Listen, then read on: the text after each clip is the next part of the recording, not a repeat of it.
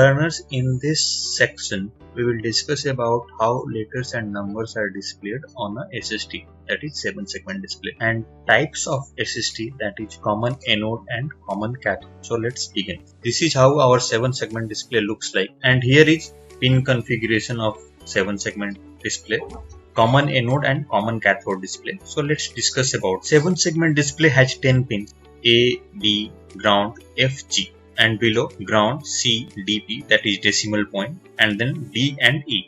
Each segment of a display consists of a LED. These LEDs are interconnected to 7-segment display pins. So LED of segment A is connected with pin A, LED of segment B is connected with pin B, and so on. In common cathode, all cathode terminals of these LEDs or segments are connected to a common endpoint, that is ground. And in order to display any number or character, we have to turn on respective segments by providing high or low logic depending on the type of. These are all SSD display possibilities. We can display numbers, some alphabet character, or some simple messages on a SSD. Now let's discuss how we can display any number on a code SSD. Suppose we are going to display number 7. So we have to turn on the respective segments like segment A, B and C. Since we are using common cathode, so to turn on these LEDs we have to provide high logic or 5 volts on these segments. To display a particular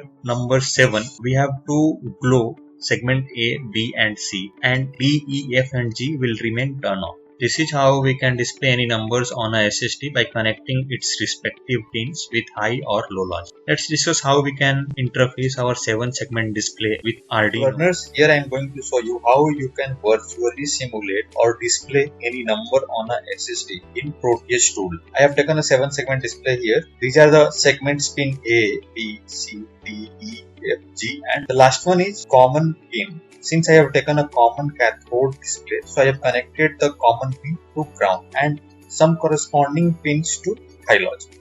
Let's simulate it.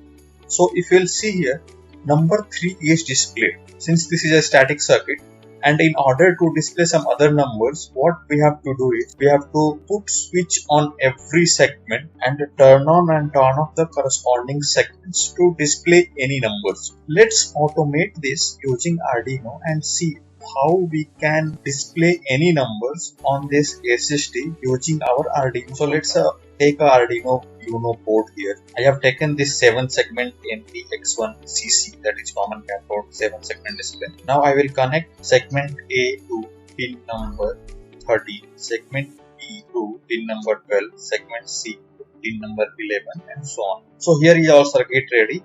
Let's program Arduino to display some. Here we are on Arduino IDE, and our problem statement is to program Arduino in such a way that it will display 1, 2 and 3 in a loop at interval of 1 second. Since 7-segment display consists of LEDs and LEDs are output devices, set up pin number 13 to 7 of Arduino as output pin like this. So let's write logic to display 1 inside the loop like this. So to display 1, we have to turn on the segment B and C. So I have provided high logic on these 2 pins and low logic on rest of the pins. Post this, I have kept a delay of 1 second to hold these values.